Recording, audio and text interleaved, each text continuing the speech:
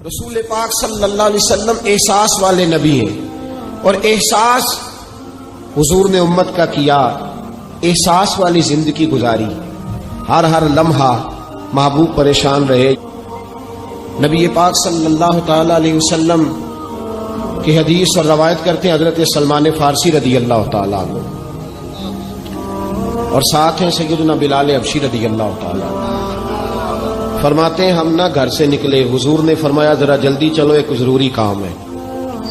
فرماتے ہیں بڑی تیزی کے ساتھ آج روٹین سے ہٹ کر محبوب نے تیز تیز قدم مبارک اٹھائے، تیز تیز، اور فرماتے ہیں ایک گلی ہم نے کراس کی، دوسری گلی میں جو پہنچے تو پھٹے پرانے کپڑے، سادی سی بی بی، اور حالت بتاتی تھی کہ بیچاری کسی غریب گھر کی ہے۔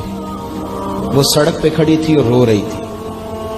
میرے کریم رسول نے فرمایا بلال اسے پوچھو کیا مسئلہ ہے، کیوں روتی ہے؟ تو حضرت سلمان عرض کرتے ہیں میں نے کہا حضور میں پوچھ لیتا ہوں، آپ جائیے، کام بڑا ضروری ہے جو نکلیں، میں معلومات کرتا ہوں۔ تو محبوب نے فرمایا نہیں، اس کے آنسو پوچھنے سے ضروری کوئی کام بھی نہیں، پہلے اس کی داد رسی ہوگی، اسے پہلے پوچھا جائے گا۔ روتے نہیں رہتے لوگ گھروں میں، لوگ گزر نہیں جاتے چپ کر کے؟ کتنے لوگ تڑپتے ہیں، کون احساس کرتا ہے؟ نبی پاک سید عالم صلی اللہ علیہ وسلم رکے اور اس خاتون سے پوچھا کیا بات ہے؟ اس نے کہا کہ بات کوئی بھی نہیں، میرا ایک ہی موٹا سا مسئلہ ہے۔ کہا وہ کیا؟ کہنے لگی میں غریب ہوں، اور غریبی بذات خود بہت بڑا گناہ ہوتی ہے، لوگ بڑا جرم سمجھتے ہیں اس کو بذات خود۔ میں نے شروع میں کہا نا کہ مذہبی سٹیج کی بھی صدارت غریب آدمی نہیں کر سکتا، کیونکہ غریب جو ہوا جد کول دتھی ہونی انہیں نیڑے بہنا ہے نا جی، جد کول نہیں انہیں تو پیچھے جا کے بہنا اینڈ تے کول کہڑا دتھی ہے۔ اس سٹیج پہ بھی غریب آدمی کی صدارت نہیں ممکن ہو ہی نہیں سکتا۔ میرے رسول پاک سید عالم صلی اللہ تعالی علیہ وآلہ وسلم نے فرمایا پہلے اسے پوچھو کیا مسئلہ ہے۔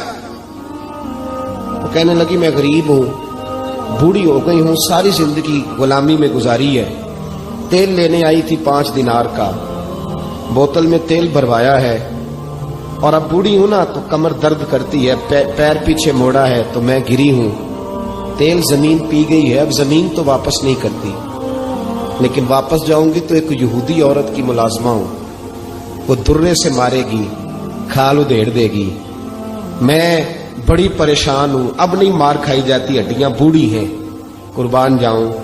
حضرت بلال کو حضور نے حکم دیا، فرمایا دوڑ کے گھر جا 5 دینار لا۔ فرماتے ہیں 5 دینار لائے، تیل خرید کے دیا، وہ پھر رونے لگی۔ فرمایا آپ کیوں روتی ہے؟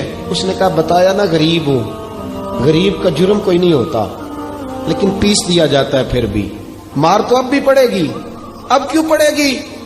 تو عرض کرنے لگی محبوبہ مار اس لیے پڑے گی کہ دیر سے کیوں آئی ہے۔ تو میرے کریم رسول اور وہ بی بی حضور ابھی آئے ہیں مدینہ طیبہ، امام یوسف صالحی فرماتے ابھی آئے تھے حضور، سبل الہدی والرشاد کے مصنف کہتے ابھی آئے تھے نبی پاک، وہ جانتی بھی نہیں تھی۔ تو سید عالم صلی اللہ تعالی علیہ وسلم نے فرمایا اچھا مار پڑے گی؟ کہا ہاں۔ او بھائی کونسلر جو کل آپ کو کہہ رہا تھا نا میں آپ کا خادم ہوں، کونسلر بے گناہ، بلکہ ہمارے SHO صاحب اگر چودھری پہ پرچہ آ جائے تو اس کو ٹیلی فون کر کے پوچھتے ہیں صاحب جی تہاڈے خلاف درخواست آئی ہے، ادا کی کرنا ہے؟ تو غریب آدمی بیچارہ، اس کی غلطی یہ تھی کہ وہ غریب تھا تو اس نے ریڑھی لگا لی چوک میں، اس کو دبوچ کے لے گئے، تینوں پتا نہیں اتنے نہیں کھلوئی دا، تو اس کے پاس کل انویسٹمنٹ ہی 5000 تھی، سارا لے گئے۔ پھر وہ کونسلر صاحب کے پاس چلا گیا، سر میرے نال چلے آجے ذرا میں تھانے جانا۔ انہوں نے کہا گڈی کرائی آ، پیسے ہیں نہیں ایویں تھانے جائیدا ہے۔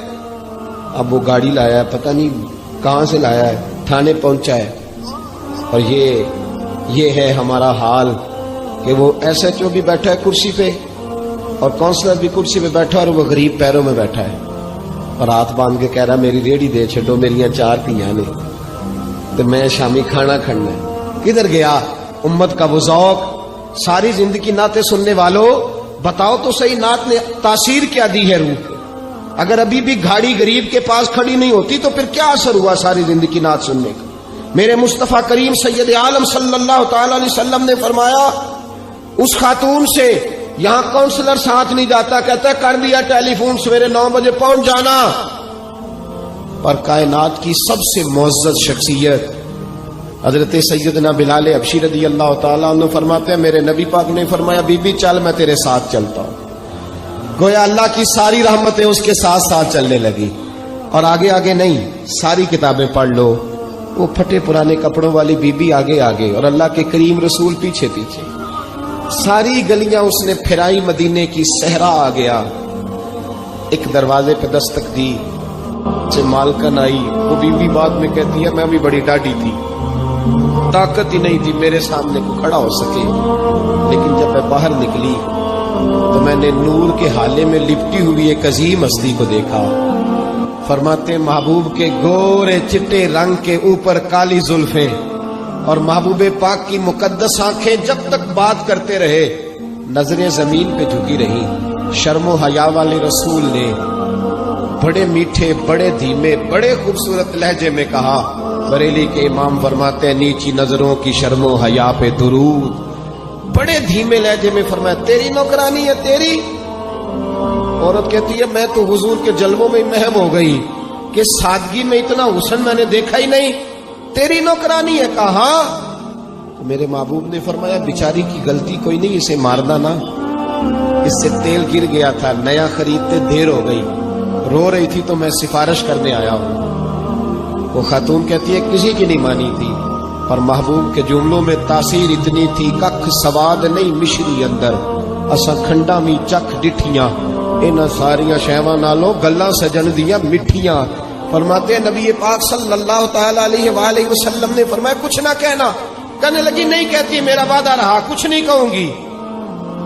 اب میرے حبیب نے پھر نظر اٹھائی اور اس غریبنی کی طرف دیکھا اور فرمایا تو اگر کہے تو میں جاؤں, تو اگر کہے تو میں خود بھیک دے, خود ہی کہے منگتے کا بھلا ہو, تو اگر کہے تو میں جاؤں. اس نے خراج پیش کیا تو چند آنسو گرائے. کہنے لگی محبوبہ جیسے بندہ نوازی. حضور نے رخ پھیرا, حضرت بلال کہتے میں پیچھے رہ گیا تو وہ دونوں بیبیاں دوڑ کے میرے پاس آئیں. کہنے لگی بتا تو صحیح ہے کون, یہ بتا تو صحیح کون تھے. تو حضرت بلال کہنے لگی تم نہیں جانتے. جناب بلال فرمانے لگے یہی تو ہے جنہیں اللہ نے سچا رسول بنا کے بھیجا ہے. بیبیاں دوڑ کے آئی, کہنے لگی محبوبہ دروازے تک آئے ہو تو خالی تو نہ لوٹاؤ, مہربانی فرماؤ ہمیں بھی کلمہ پڑھا دو. بھائی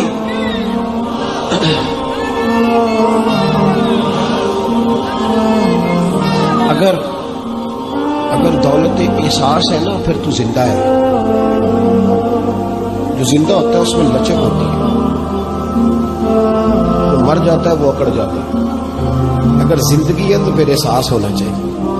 اگر تیرے اندر زندگی ہے تو پھر احساس ہے, اور اگر تیرے اندر احساس نہیں رہا تو پھر زندگی زندہ دلی کا نام.